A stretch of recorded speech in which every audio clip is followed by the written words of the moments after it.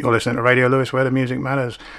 And welcome to another reissue of King Mob. Yes, we're still stuck at home, and we're still binge watching too much stuff. So this week, King Mob is back on the telly.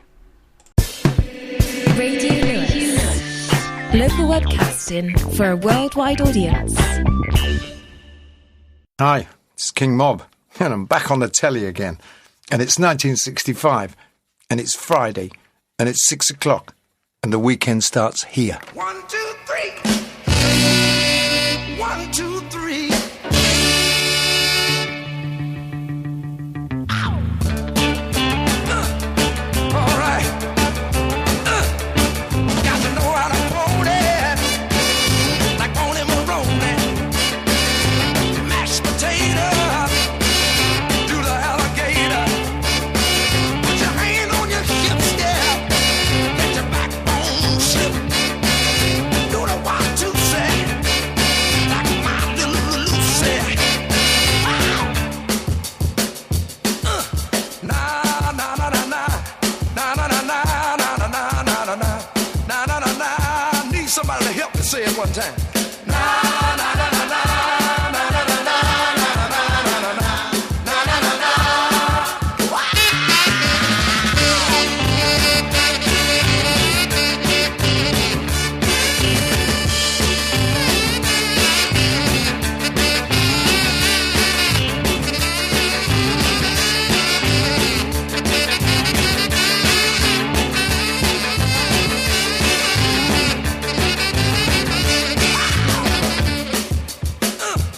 You know I feel all right.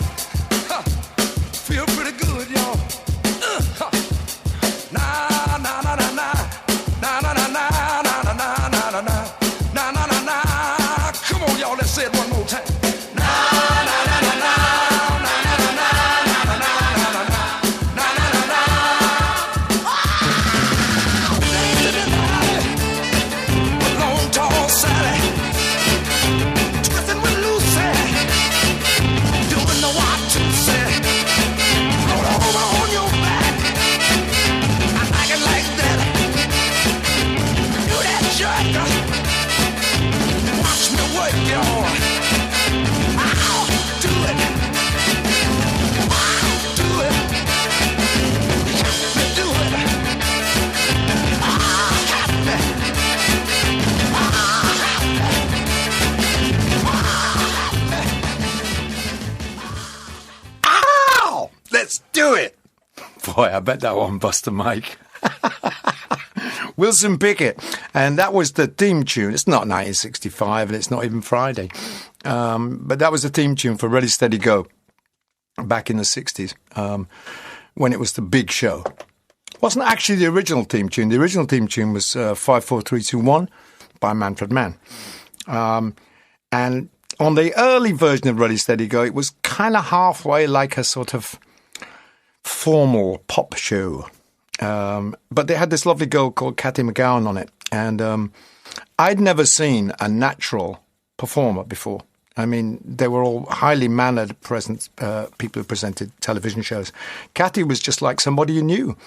And the only difference was Cathy knew people like Brian Jones and Mick Jagger and Paul McCartney and particularly Chris Farlow, King of the Mods. And Chris was a regular on Ready, Steady, Go, and even held his own in a duet with Otis Redding.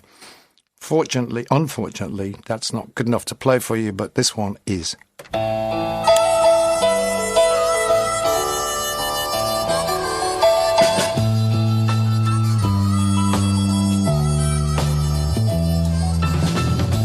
Ever seen a blind man cross the road, trying to make the other side?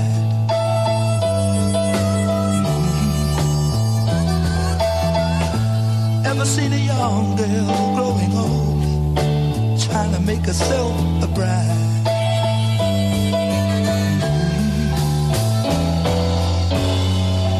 So what becomes of you, my love,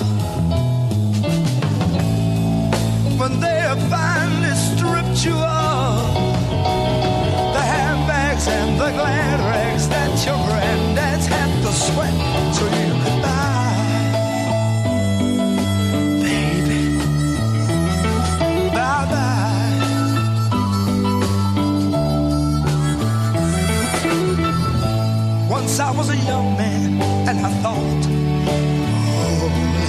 do is smile, baby.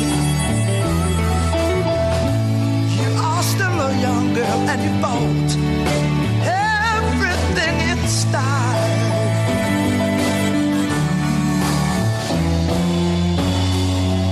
But once you think you're in, you're out. 'Cause you don't mean a thing without the handbags and the glad rags that your granddads had to sweat to buy. Baby, bye-bye.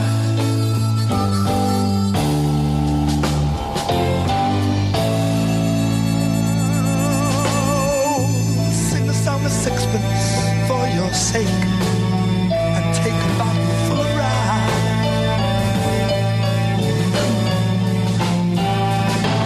4 and 20 blackbirds in a cake, bake them all in a pie.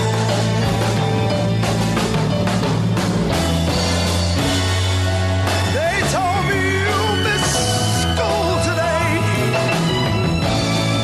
so I suggest you just throw away the handbags and the glad rags that your granddad's had to sweat so you could buy.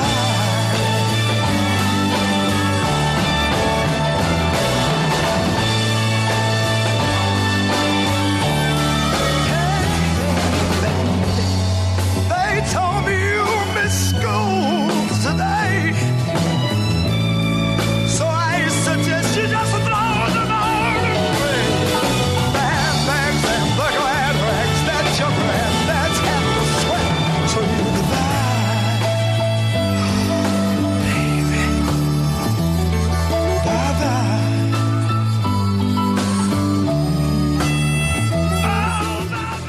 Yeah, there's that dulcet Chris Farlow. I was lucky enough to work with Chris a few times, and top-notch geezer. He said to me, once a mod, always a mod. And I think that's, fair enough. Anyway, let's move on to something completely different. Let's come bang up to date, because I saw Radio Times. Since last week I did the first Telly show, and we're going to do a few of these. Boy, television's big. Actually, it's quite small. Well, they were small, now they're big. You go to people's places, it's like just a television. You go into some rooms, it's like the television's bigger than anything else in there. But I bought the Radio Times. I don't usually buy it because it said on the cover, the revolution will be televised. Anyway, I'm a bit cheesed off because apparently it's not.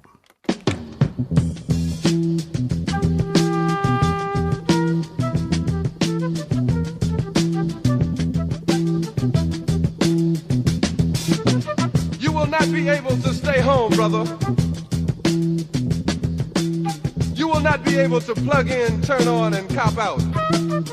You will not be able to lose yourself on Skag and skip out for beer during commercials because the revolution will not be televised. The revolution will not be televised. The revolution will not be brought to you by Xerox in 4 parts without commercial interruptions. The revolution will not show you pictures of Nixon blowing a bugle and leading a charge by John Mitchell, General Abrams, and Spyro Agnew to eat hog maws confiscated from a Harlem sanctuary. The revolution will not be televised. The revolution will not be brought to you by the Schaefer Award Theater and will not star Natalie Woods and Steve McQueen or Bullwinkle and Julia. The revolution will not give your mouth sex appeal. The revolution will not get rid of the nub. The revolution will not make you look 5 pounds thinner because the revolution will not be televised, brother. There will be no pictures of you and Willie Mae pushing that shopping cart down the block on the dead run or trying to slide that color TV into a stolen ambulance. NBC will not be able to predict the winner at 8:32 on report from 29 districts. The revolution will not be televised. There will be no pictures of pigs shooting down brothers on the instant replay. There will be no pictures of pigs shooting down brothers on the instant replay. There will be no pictures of Whitney Young being run out of Harlem on a rail with a brand new process. There will be no slow motion or still lights of Roy Wilkins strolling through Watts in a red, black, and green liberation jumpsuit that he has been saving for just the proper occasion. Green acres, Beverly Hillbillies and Hooterville Junction will no longer be so damn relevant, and women will not care if Dick finally got down with Jane on Search for Tomorrow, because black people will be in the street looking for a brighter day. The revolution will not be televised. There will be no highlights on the 11 o'clock news and no pictures of Harry R. women liberationists and Jackie Onassis blowing her nose. The theme song will not be written by Jim Webb or Francis Scott Key, nor sung by Glenn Campbell, Tom Jones, Johnny Cash, Engelbert Humperdinck, or The Rare Earth. The revolution will not be televised.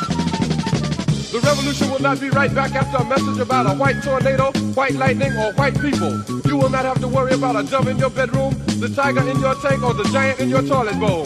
The revolution will not go better with Coke. The revolution will not fight germs that may cause bad breath. The revolution will put you in the driver's seat. The revolution will not be televised, will not be televised, will not be televised, will not be televised. The revolution will be no rerun, brothers. The revolution will be live.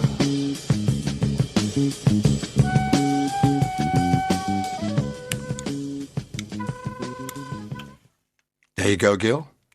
Actually, I played that song last Saturday at the... this is serious. I played it at the Sausage and Cider Festival at the Town Hall in Lewes, because the Contenders, a great local band, weren't able to do it, and I had to fill in, and I played The Revolution Will Not Be Televised to an extremely confused crowd, and... as I said to the harmonica player at the end, Peter Messer, I said, Peter, that was sparklingly inappropriate. And apart from that, Gil Scott-Heron was completely wrong.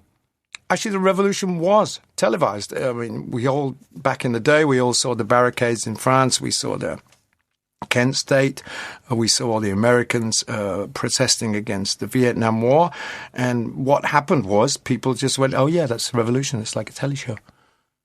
So why do we bother? You know, what television did is kind of flatten the revolution. Much as I hate to disagree with Gil Scott-Heron, who is a tremendous artist and now dead, so he can't argue with me. I love Lucy. Well, what are you going to say about that? I mean, that show, that woman, that thing. I mean, back in the day, there's a lot of nonsense talked now about how women were in the workplace. Certainly in television, women back in the 50s and the 60s and even into the 70s more or less ran the whole show. The difference was they ran it through men. Lucille Ball was a highly talented film actress, gorgeous-looking woman. She never made it. It didn't quite happen for her in films. So she dug away and worked out a formula for a weekly television show, which she did seasons and seasons of, all live, all fantastic. She devised it, she produced it, and her husband, Desi Arnaz, was the beard. She ran it to him. I mean, Desi was kind of a nice guy, very man's man, so he could sit and talk with men. Lucy did it. If you look at Ready, Steady, Go, Vicky Wickham did it.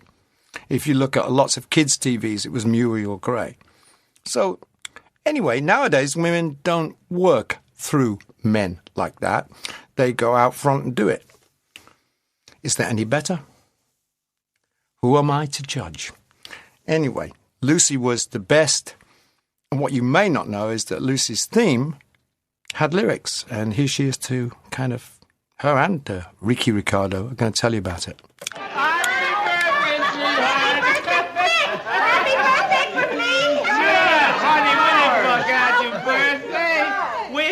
Been planned for weeks.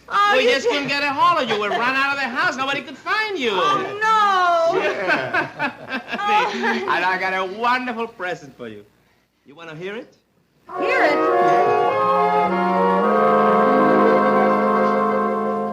I love Lucy and she loves me. We're as happy as two can be. Sometimes we quarrel, but then how we love making up again. Lucy kisses like no one can. She's my missus and I'm her man. And life is heaven, you see.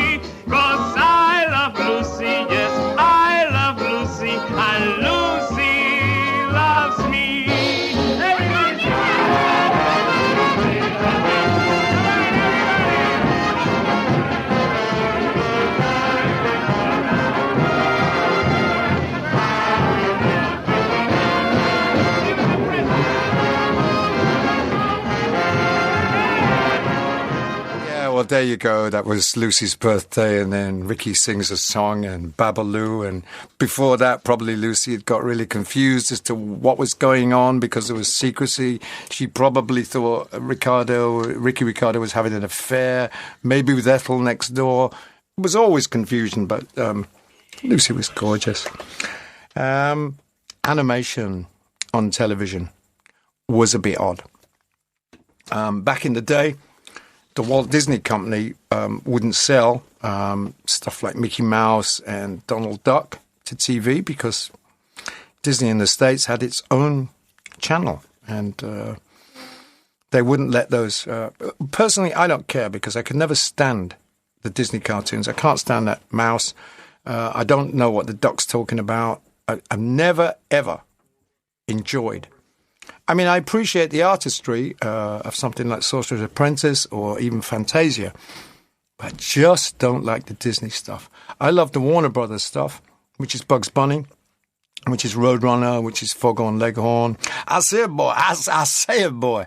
I just love that stuff, largely because it was offbeat, it was surreal, and it had wonderful voice characterizations by Mel Blanc. Not going to play you Mel right now, but I'm going to get round to Mel Blanc because Mel Blanc's like hidden star.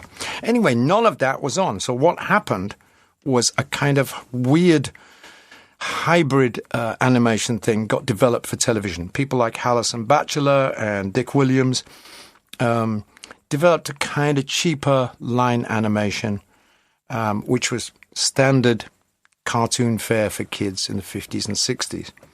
You did have Tom and Jerry, and that was lush. And you can't see Tom and Jerry anymore because people smoke and they have a black maid and there's all kinds of issues about it. Same reason you can't actually see the Warner Brothers stuff because Bugs Bunny was like deranged and dressed like a woman and kissed Elmer Fudd, and it's another world out there. Anyway, kids can't see that stuff nowadays, which is a shame, really. Pink Panther was developed as the front animation for the famous Peter Sellers Pink Panther series. Richard Williams, an animator I was lucky enough to work with on a couple of TV commercials, brilliant and highly focused and slightly strange, came up with a thing based around the character of the Pink Panther. And we all know the tune.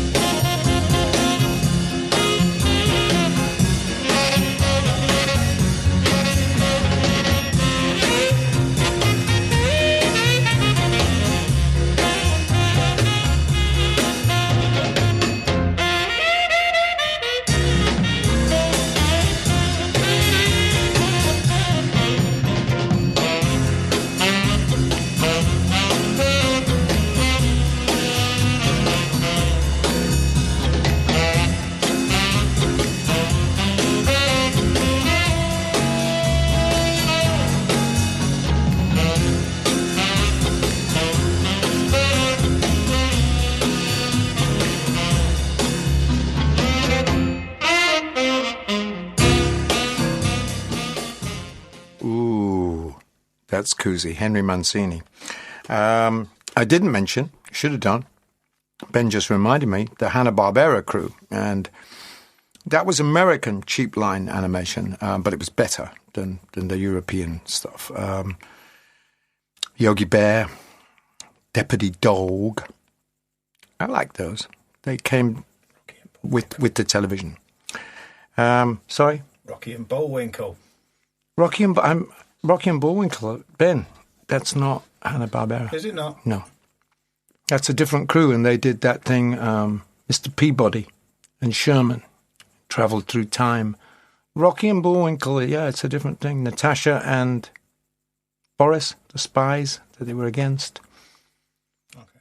I'm sorry to disappoint you, but that's actually, I might be wrong, and I will admit it if I am wrong, but I don't believe it is. I think it's not Hanna-Barbera. I think Joe Hanna only died like a couple of months back. I read about it. Sorry to see him go. People just keep dying. What's going on? I mean, like, all those people that I remember are dead, almost, except me. Oh, that's frightening, isn't it? What am I going to play? I'm going to play a great thing now. I'm going to play Jimi Hendrix, and you can't knock that. I first saw Jimi Hendrix on the Ready, Steady, Go. Came on, and he played Hey Joe. And the thing that is most seen on YouTube is when he played the Lulu show, and he's playing Hey Joe, but he's fed up with it by that point. And the Cream have just broken up, and he confuses the band, Mitchell and Noel Redding, by just abandoning Joe and kicking off into a sort of instrumental version of Sunshine of Your Love. And it's made a great TV moment because it's like, hey, he's bored and he just does something and it's fantastic. But I have found for you a live performance from German TV of a really solid performance of Hey Joe, where he's not bored with it and he tears the guts out of it.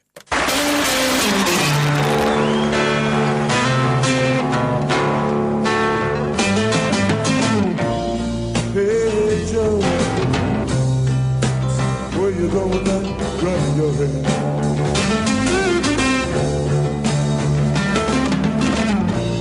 Hey Joe, I said, where you going now? Running your head.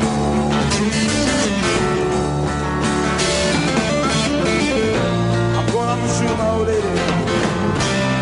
You know I'm gonna mess around with another man.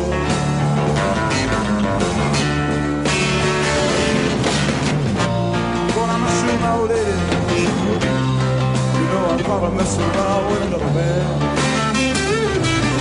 Now that ain't too good. Hey Joe, I heard you shot your lady down, you shut her down.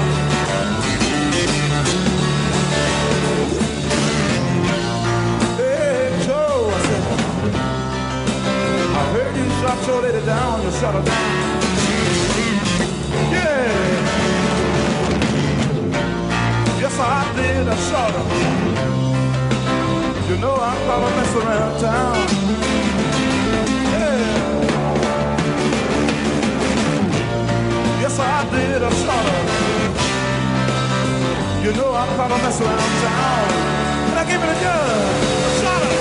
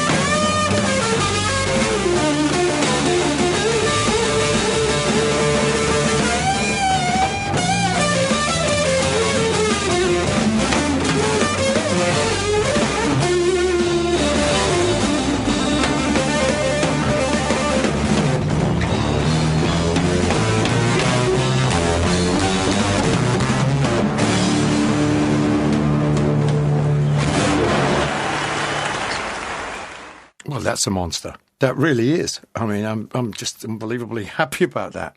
I'm also happy about this next track I'm going to play you, which is, I got to tell you, I'm not a Cilla Black fan. I mean, as a singer, at best she was a honker. I mean, she didn't really have it. Now, I understand that the girl had a lovely personality and was charming and everything, but as a singer, Cilla.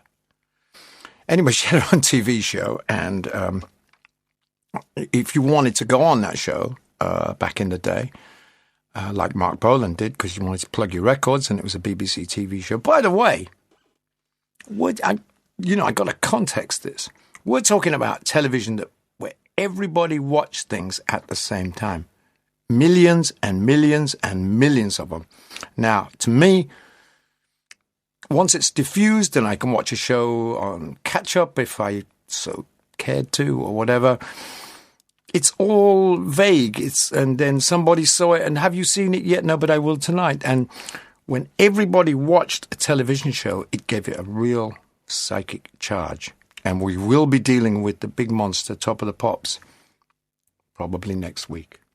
I didn't want to go there, but you can't do television, music, radio thing without going to Top of the Pops. So Mark Bolan turns up, he rolls up there, and he does a thing. And the price you got to pay in those days was like, got to do a duet with Cilla. Oh, my God. Mark handled it just exceptionally well and produced what I think is Cilla's most charming performance, and this particular version is actually one of my favourite pieces of music. Right. Can I sing that one of yours, Life's a Gas? Please. Thank you.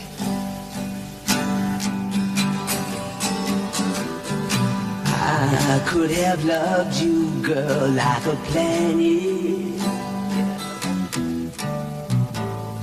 I could have changed your heart to a star.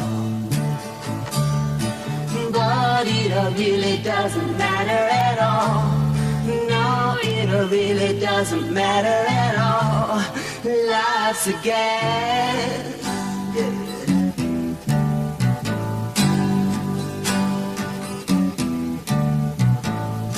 I could have built a house in the ocean.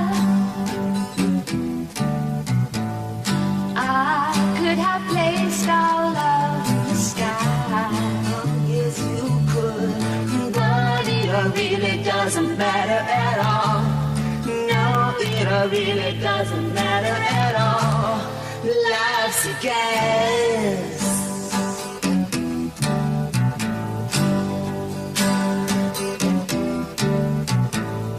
I could have turned you into a princess. I could have burned your fate in the sand. But it really doesn't matter at all. No, it really doesn't matter at all. Life's a gas.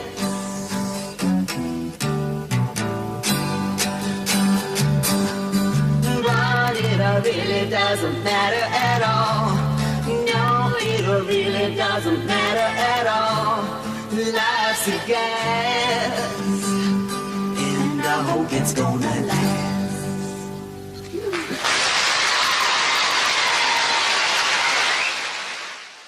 There you are. That's a live TV performance and rather charming. I used to see Mark back in the day with his early Tyrannosaurus Rex, and they were on loads of shows that I saw, and everybody just ignored them. You always just did. He was just the little guy that came on with his little wavery voice and the congas, and you went, what's that all about? Let's go for the bar. Anyway, then he turned up like 72 or something with Ride the White Swan, and we all went, oh. As did David Bowie. What am I going to play you now? I'm going to play something really weird. Early days of TV, somebody had to make them, right? I mean, you're broadcasting there at the old from the old Alexandra Palace. And by the way, with a TV connection, I used to live in Muswell Hill, in the road behind the Alexandra Palace. The top of our road was the place where British TV was first broadcast from. And but it was like only, when they first started broadcasting, late 40s, there's only a few TV sets. I think the Queen had one. She's always been a TV fan. She used to sit there smoking, apparently, and watching the TV. People don't know that the Queen used to smoke, which I find really funny. There's a great book by American book by Kitty Kelly, which has never been allowed to be released here. And apparently the Queen was always having a drag, and makes sense. I mean, we all knew Princess Margaret smoked. We just don't, Anyway, the Queen used to put her feet up, have a fag, and watch the telly. And her telly would be a rediffusion telly, because they were making those tellies and selling them. And in the weird way of things, they found the great composer, Eric Coates, one of the few post-war British classical composers that appreciated melody. All the rest of them went a bit mad on Stockhausen and that.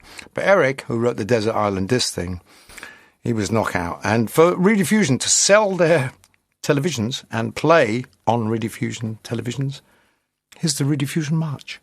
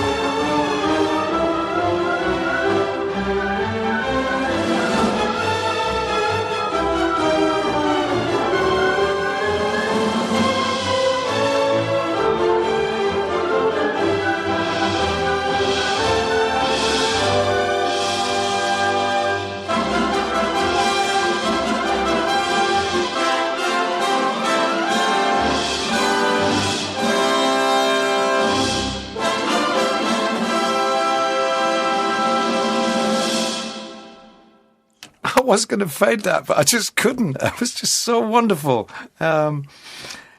You know, at the end of the night on the old telly, they used to play God Save the Queen. And apparently people stood up. Never stood up in our house, actually. But anyway, that's another matter. Queen. I wonder if the Queen stood up when she sat there watching, watching the telly, having a fag. And I wonder if she stood up for herself. Stand up for yourself, woman. Anyway, I've got to say, I'm King Mob, as you know. And actually, I love the Queen. I really do. I mean, I was in Hull, maybe, I don't know, 1970, and she visited. And I was in the crowd. She went past and she seemed to wave at me. I know she didn't. She was just waving. But I felt like I always liked her, and I've always liked her ever since. I don't like any of the rest of them at all. I can't stand the royal family. But the Queen, I absolutely adore. And I God save the Queen, as the Sex Pistols say. The Clangers. She probably watched the Clangers. Everybody watched the Clangers, except me. I didn't watch the Clangers. I never even knew anything about them. And then when I got married, my wife Jackie, she said, oh, sorry, that'll be her on the phone now. Hang on. Sorry, Jackie, I'm busy. I'm on the radio. Yeah, I'm doing... No, the weekly show, the Radio Lewes thing that I do. I was just talking about you and the Clangers. You remember when we bought that, like, it was a pink VHS box, and you brought it home and said, this is the Clangers, and I didn't know what it was, but they were wonderful. Here they are.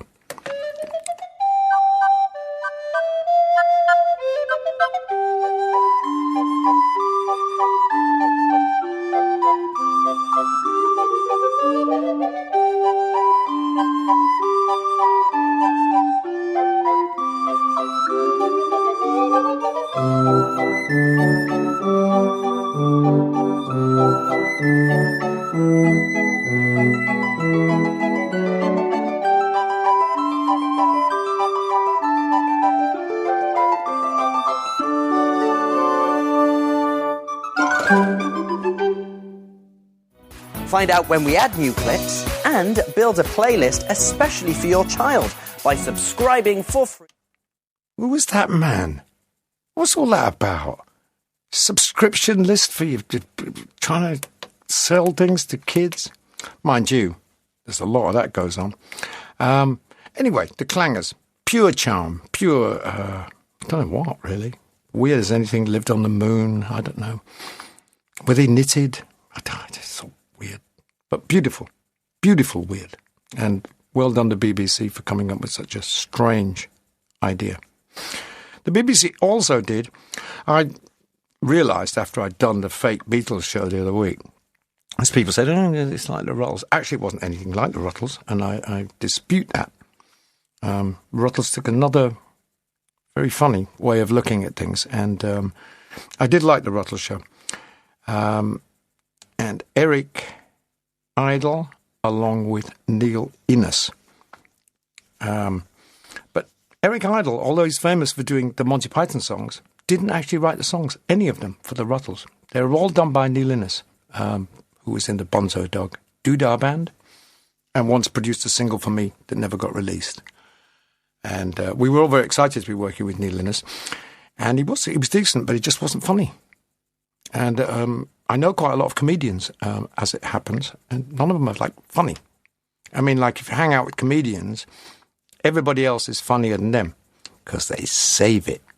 They save it for when it's like a job. It's like a job. It's weird, that job thing. I used to use a sax player called Phil Todd. He was a brilliant sax player, a session sax player. And he'd say to me, people ask me to, they ask me to a party and say, bring the sax. He goes, if I'm at a party and they're a bricklayer, I don't ask them to bring a bloody trowel. Right? It's work. Anyway, back to the Ruttles / Beatles. The songs were good, and I like this one. Nasty had written and published a best-selling book, Out of Me Head. Only one media remained unconquered, the cinema. In 1965, A Hard Day's Rut changed all that. I feel good, I feel bad, I feel happy, I feel sad. Am I in love? I must be in love. I feel rich, I feel poor, I'm in doubt, I feel sure. Am I in love? I must be in love.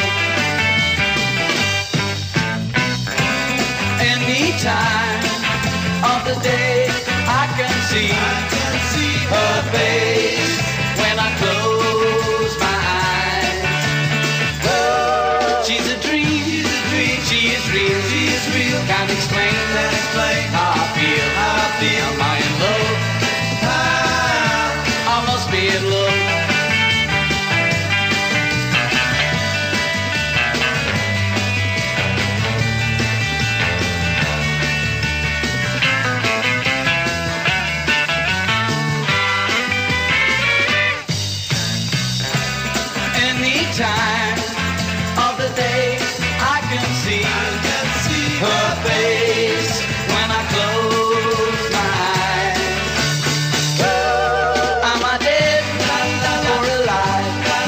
Now my full heart survived. Now my love, I must be in love. I feel good, I feel good, I feel bad, I feel bad, I feel happy, I feel sad, I feel sad. Now my love, I must be in love. I must be in love. I must be in love. I must be in love. Well, that fits the King Mob formula. Upbeat, cheery, and frankly, rather weird. Channeling of the Beatles by Neil Innes.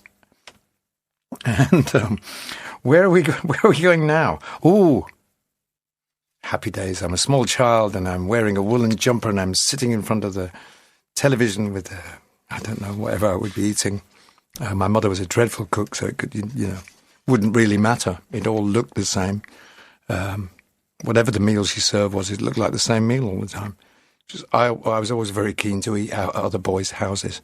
I'd go after school and hang around, and then they'd say, Stephen, do you want to have some supper with us? And I go, oh, yeah, thank you, that'd be lovely. Anything to avoid my mother's cooking. But we did have television in the house, and we had the Robin Hood show, which was really marvellous, and I think it was Richard Green, all leaping about in tights, and it was Friar Tuck, and etc. Anyway, great theme song, which is written by and sung by Dick James.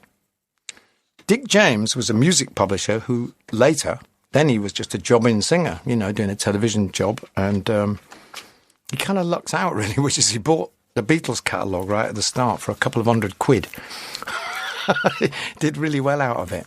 And then later on, with that money, he sets up a little recording studio thing.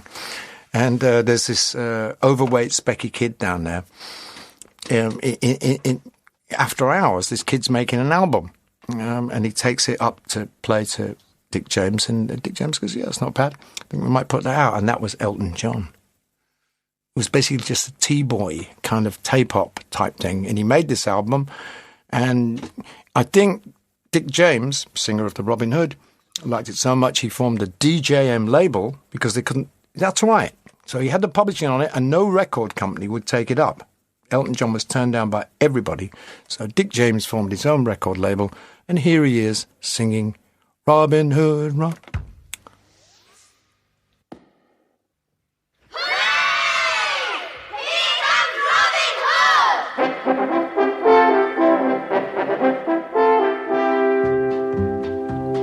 Robin Hood, Robin Hood, riding through the glen. Robin Hood, with his band of men. Feared by the bad, loved by the good. Robin Hood, Robin Hood, Robin Hood. He called the greatest archers to a tavern on the green. They vowed to help the people of the king. They handled all the trouble on the English country scene and still found plenty of time to sing. Robin Hood, riding through the glen. Robin Hood, with his band of men. Feared by the bad, loved by the good. Robin Hood, Robin Hood, Robin Hood.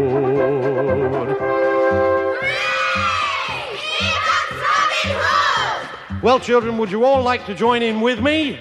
Yeah! No! Robin Hood, riding through the glen.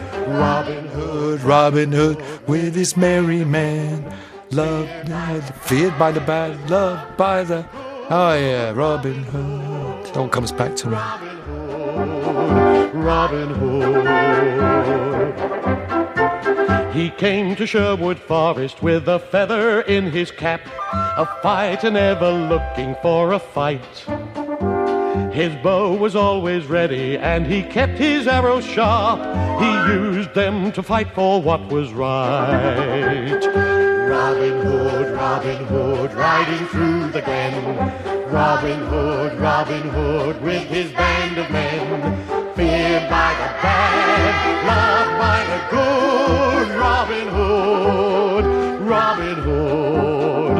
Robin Hood.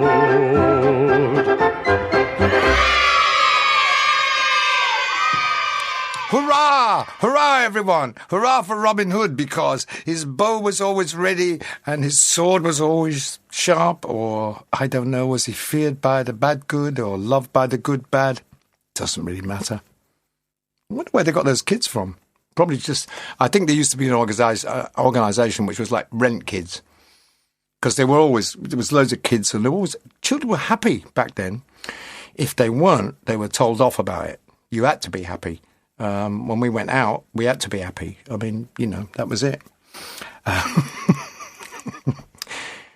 Modern cartoons on television, a bit smarter than they used to be. Futurama, for instance.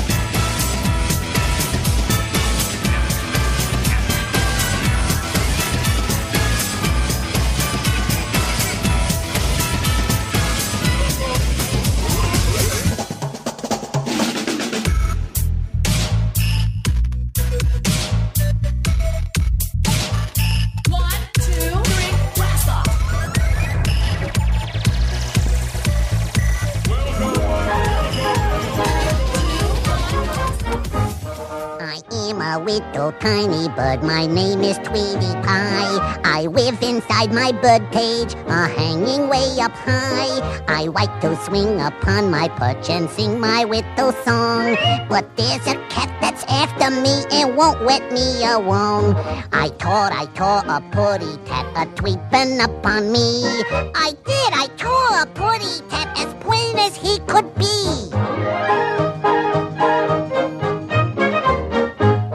I am that great big bad old cat, Sylvester is my name. I only have one aim in life, and that is very plain. I want to catch that little bird and eat him right away. But just as I get close to him, this is what he'll say. I tore a putty tat a-creeping upon me.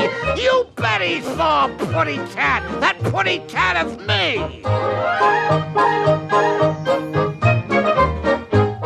That putty tat is very bad. He sneaks up from behind. I don't think I would like it if I knew what's on his mind. I have a strong suspicion that his plans for me aren't good. I am inclined to think that he would eat me if he could.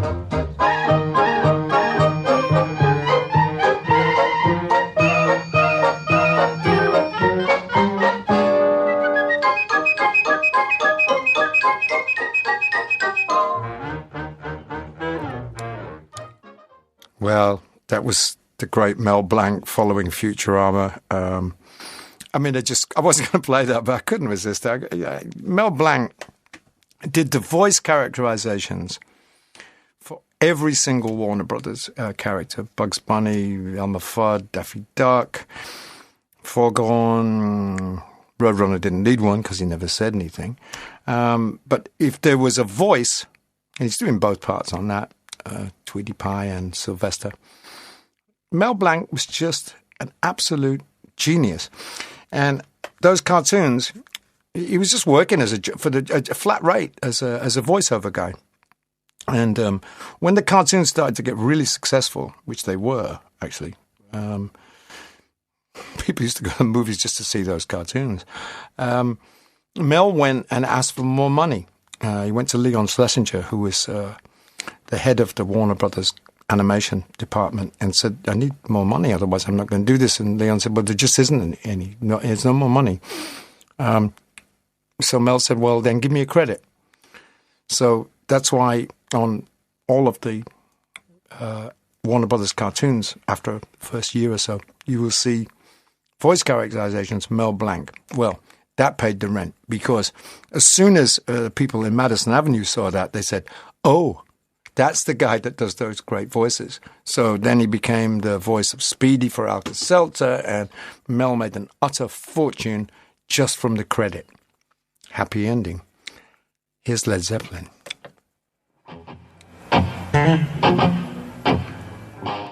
Oh yeah, Neil Young's with them. And Jimmy Page is kind of out of it, so he's not playing any lead guitar. And towards the end, Robert Plant decides he's going to play some lead guitar. It's from like some Hall of Fame type deal. And it's just unbelievable.